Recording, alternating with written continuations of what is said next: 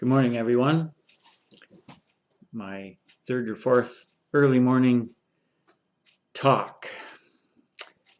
So every day I think this will likely be the last one for a while. My wife comes home, hopefully. Keep all our fingers, well, we shouldn't say it that way. With the blessing of the Lord, she'll arrive safely home from Africa. With all the travel restrictions and all the big scares, it's quite a challenge to find a flight. They had to come home early. Well, they decided to because all the speaking assignments were canceled in South Africa. Just like every other country on earth, they've shut everything down. Everybody's closed for business for one of a number of estimations. I hear everything from my own estimation of 2 months to a year and a half before things can come back to what we'd call normal. Now, the Lord has warned us through quite a number of people, and I've spoken it out of my own mouth. And I think that I am one of the spokesmen for the Lord. I definitely don't get everything right.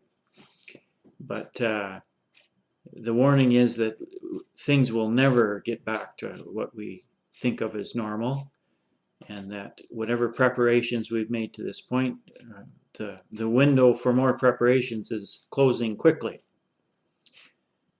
And so finish that thought. My wife should be home tomorrow, and I've been one of the jobs I do is review my last video, and I keep making so many I'm having trouble reviewing them all, and try and pick out mistakes I might have made or incomplete thoughts or something that should be added, and then put it in the commentary or the next video. And anyway, I'm creating more work than I'm accomplishing in a sense, but at the same time, as I speak and write the commentaries, God is showing me things that I can add as details. And I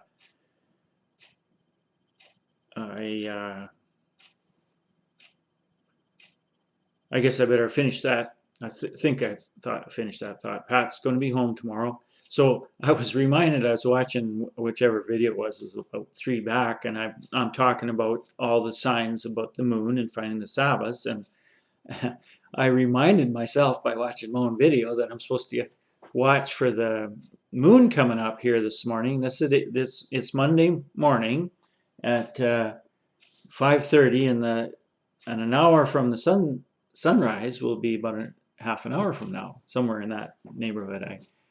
I got to check exactly when the sun comes up, but as I've recommended, go out an hour early, and on this very last day, working day before the final Sabbath, which is the one before the New Moon Festival, if you get to see the moon come up, it's very likely going to be, no, it will be a 2-day new moon.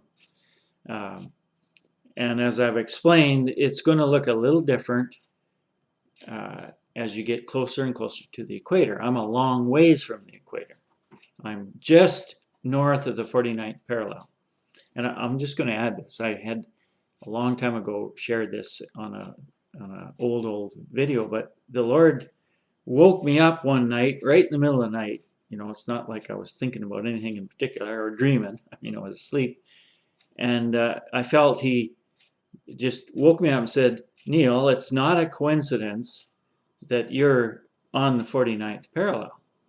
And this spot on Earth between the United States and Canada, it's the longest single border between 2 countries in the world, and it's on the 49th parallel. And he said, that's not a coincidence.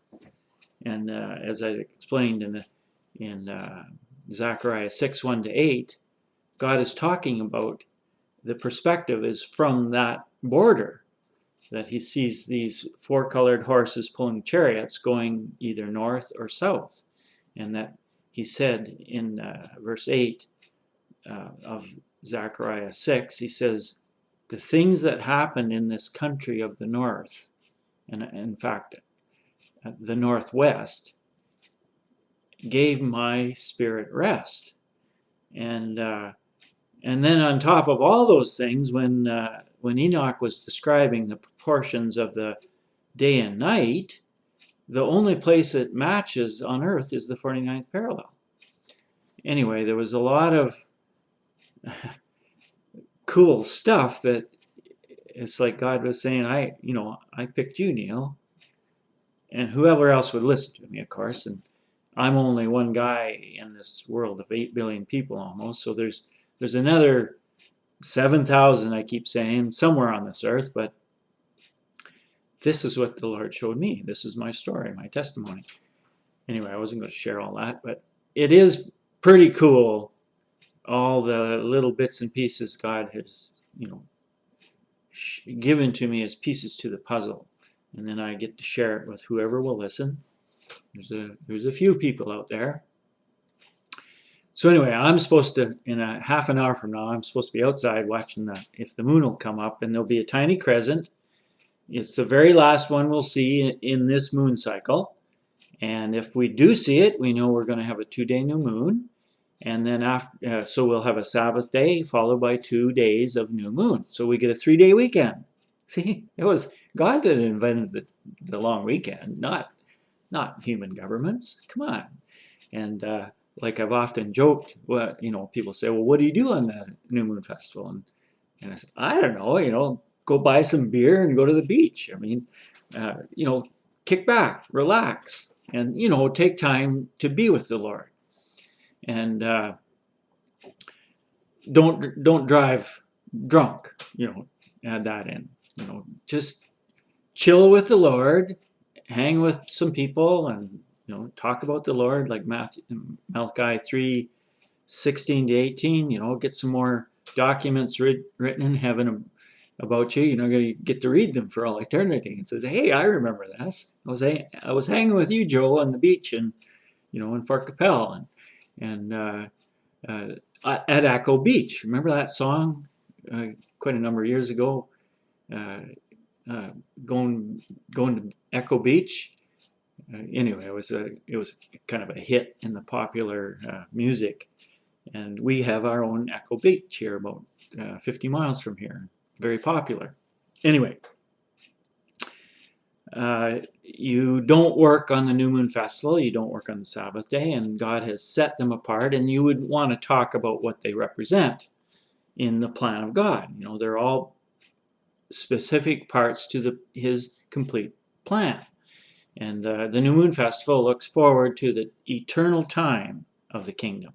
The 1,000 years is the 1,000 years of the kingdom, whereas the New Moon Festival is then the 8th day. That's the idiom. It follows the 7th day, the 4th, 7th day in the moon cycle. It's the 8th day, and it represents the eternal time of the kingdom. And there's two relatively, comparatively small events. One's 50 years long, when Satan's re-released for 50 years. That's my story. Everything's done in Jubilee cycles. And then a second event after Satan is put in his eternal prison, the one prepared for him with the fire and the brimstone, and not a happy place. That's where he gets to spend eternity. And all his buddies, the 200, and then the whole 1/3 that rebelled against God way back somewhere in past history. And then we have the great judgment, which I've said is 100 years. That's the evidence. That's found in Isaiah. So those two events take place in between the 1,000-year kingdom and the eternal kingdom. So this is kind of a cool, this long weekend I'm talking about, and half of them aren't 3 days long. Half of them are 2 days long, because you have a Sabbath followed by a single day of the New Moon Festival. And you'll find, again, an example of a 2-day new moon by reading all of 1 Samuel 20. And check several translations. There's quite a few translated properly that they're talking about the New Moon Festival in this story, that they have sat down at a table and they're celebrating, by feasting. That's kind of how God says that's another component when you stop for all but one of the feast days, or the set apart days. All of them but this one, the Day of Atonement, you have a feast. That's part of it. You eat really well and have a few glasses of wine and, you know, a can or a bottle of beer. And for all you poor charismatics, that you could have non-alcohol beer and wine if that is good for you. And so anyway, I'm not getting too far what I thought I should talk about. But, you know, let's trust these are good things to talk about. And I got to finish talking in 20 minutes so that I can go out and watch see if the moon is going to come up. And I don't think it will. Like, I think this is going to be a one-day new moon. But get in the habit of doing this. It's a I made the mistake of calling it a month. It's not a month. It's a moon cycle. That was a couple of episodes back. I got to quit doing that. A month is what God says a month is. The sun marks out the months. There's 12 of them. There's 30 days long each. And then there's uncounted days between each segment of 90 days. Anyway, I got to go get in the habit of going through these instructions of how to find the Sabbath days and the New Moon Festival. It's all the same set of instructions. And it's more the habit of doing it, to remember to go out and watch. And then you know if it's going to be a one-day new moon or a two-day new moon.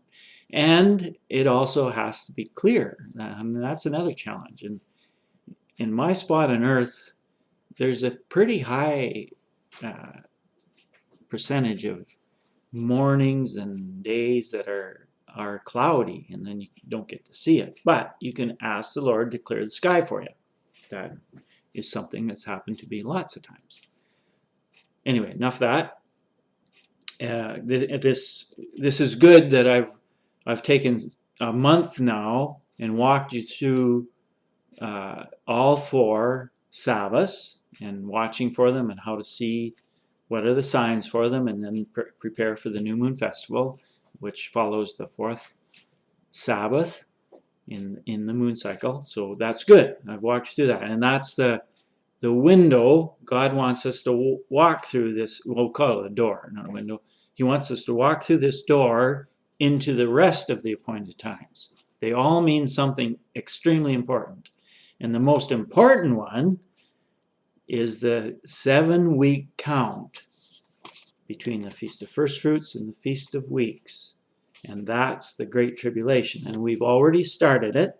This coronavirus is the Great Tribulation. It did actually start a year and a half ago, the full Jubilee. But we have a distinct upturn in the intensity with the release of this coronavirus. And it most likely was released purposely, but you got to remember, this is God's plan. Like, he's not, oh darn, they went and released that dumb virus, I wasn't watching. No, God is totally, this is his plan. That virus was supposed to be released at an exact moment in time, and there's an exact sequence of events following it, and we're getting to watch it unfold around this world. And if you don't have the Spirit of God filling you, you're going to have fear. And to the degree you're filled with the Holy Spirit, leaves room for the spirit of fear to be in there. And if you're rightful, which is, we can do that. We can be rightful of the Holy Spirit. And then there's no room for that spirit of fear. And it's real, like it is a demon. The spirit of fear is a demon. And there's thousands of different kinds of spirits. And if you have taken the time to read all of Rick Joyner's visions, the Final Quest trilogy, and that came from God. And he kept getting after Rick. Make sure you write it down the way I gave it to you. Quit adding your own stuff into it. And Rick, reported all this stuff. And so he did. He tried his best to get it written down before he forgot the details. And anyway, in the one part, it's a story of the Great Tribulation. That's what it is. And it's used in a metaphor. It's called the last great battle. And in the opening scene,